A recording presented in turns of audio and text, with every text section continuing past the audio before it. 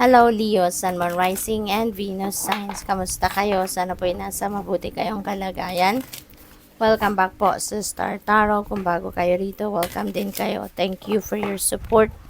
I truly appreciate it. God bless you all, Leo. Paunang mensahe po ninyo ay number 56, Spider Spirit, make your dreams real. This is a beautiful invitation para sa'yo. No? Now, work on your dreams. Bring them to reality. Okay? Kasi sayang naman, 'di ba, na mga pangarap ninyo if nandiyan lang 'yan sa isip ninyo, 'di ba? Walang mangyayari, hindi mo 'yan ma-experience sa inyong 3D reality na mga dreams ninyo if you're not going to take action, 'di ba? Kaya magandang reminder ito para sa iyo. We have Mouse Spirit, tend to the small things. Ayan, so siguro, no, ang reminder ito para sa inyo. Kasi baka mas ang focus lang ninyo laging nandoon sa kung ano yung malalaking bagay, malalaking transactions, 'di ba? Yung mga grand na mga kaganapan sa buhay ninyo. Pero siguro yung mga maliliit na bagay, 'di ba? Baka hindi nyo na pinapansin or hindi na napapansin kasi maliit lang naman na bagay, 'di ba? But in fact, no, maging maliit man 'yan or malaking bagay man 'yan sa buhay natin, they are just equally important, no? Sa buhay natin. 'Di ba nga merong kasabihan na kung ano yung maliit, kung ano yung yung teeny tiny things, mas yun ang nakakapuwing, 'di ba? Mas masakit ang epekto, no? Mas masakit yun kapag tumama sa atin, 'di ba? Kaya they are equally important sa buhay natin, malaki man or maliit na bagay. Kaya dapat parehas lang ang treatment natin doon sa mga pangyayaring yun or mga bagay na yan sa buhay natin, hindi ba? We have bring a gentle touch. Ayan. So, this could be a situation na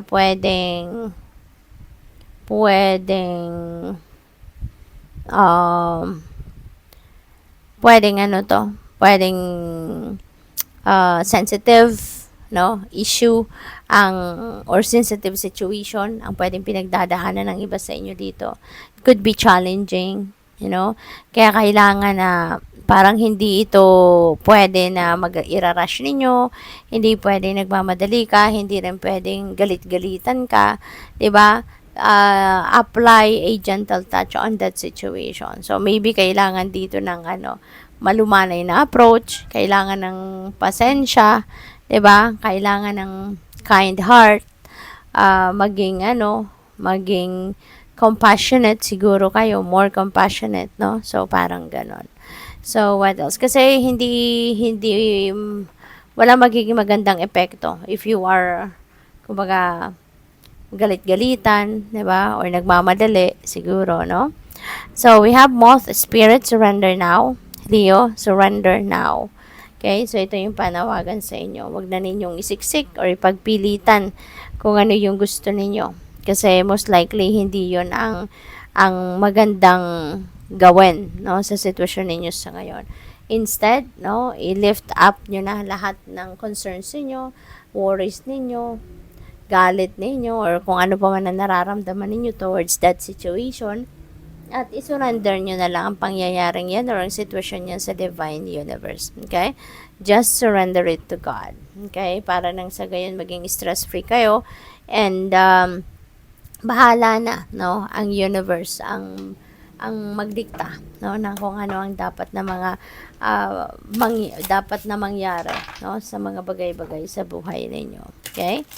Patuloy lang kayong makinig sa inyong intuition kasi for sure the divine universe is sending you guidance, no, through your intuition kung ano na ang dapat ninyong gawin. What's the next move? Spend as much time with your loved ones as possible. It's time you'll never regret and time you'll never get back. Ayan, so lalo na doon, Leo, sa mga mahal ninyo sa buhay na maybe alam mo yun, yung medyo nagkakaedad na, 'di ba? So we never know kung hanggang kailan na lang natin sila makakasama, 'di ba? Kaya importante, no, na bibigyan natin ng mas maraming oras na sila sa ngayon. Give them quality time. If you don't have, 'di ba? If you can't afford no to spend time with them, no, kahit tawag, 'di ba? Kung wala kayo sa presensya nila, malayo kayo. No, at least, 'di ba? Nandiyan na yung technology sa ngayon. So pwede na kayong maka video call, 'di ba? Kung hindi man ninyo makakasama ng personal, pwedeng kahit sa tawag lang, makakausap ninyo, lagi na lang ninyong i-check, 'di ba? And uh, saglit lang 'yon, no? It doesn't have to be like isang oras na or kung ilang oras na pag-uusap, 'di ba? Kahit saglit lang na madalas, no? Okay na 'yan sa kanila. 'Di ba? Marinig lang ang boses ninyo, makita lang ang mukha ninyo, 'di ba? Yung mga ganon. So, well, nasa sa inyo pa rin 'yon. 'Di ba? On how you're going to do it, on how you're going or how you choose no to spend time with your loved ones. How would you be able to to care or express your love for your loved ones. So, nasa sa inyo pa rin naman 'yon, no? Pero advice lang sa inyo, spend as much time, no, with your loved ones kasi yun yung mga pagkakataon na kapag nawala sila, hindi na natin maibabalik 'yon, 'di ba? Kaya habang meron pa tayong magagawa, habang meron pa tayong oras, then let's do it. So what else? Always have faith that the angels will guide you toward making the right choices. Ayan. Kaya nga, magtiwala kayo sa inyong mga guardian angels. No? Kasi lagi silang nandiyan dyan, pinapadala yan sa atin ng divine universe to guide us, to help us, to be there for us. No? Kung kailan natin kailangan, 'di ba? Lagi lang nandiyan dyan, no? Naghihintay na tawagan natin sila. Kaya always call on them. Whenever you need help, whenever you need help, guidance, or whatsoever, enlightenment, call on them. Call on your guardian angels kasi lagi silang nag-uunahan, no? Para lapitan ka, para tulungan ka. You are comprised of over 30 trillion cells that are entirely different from anyone else. The qualities that make you different are also what make you great. Ayan. So, always remember, no, na we are all unique. 'Di ba? We are all unique. Kaya hindi tama, no, or hindi dapat na i-compare natin yung sarili natin sa iba. Kasi lahat tayo unique from each other, no? So, what else? God created you with special talents and gifts. Okay? Embrace your uniqueness.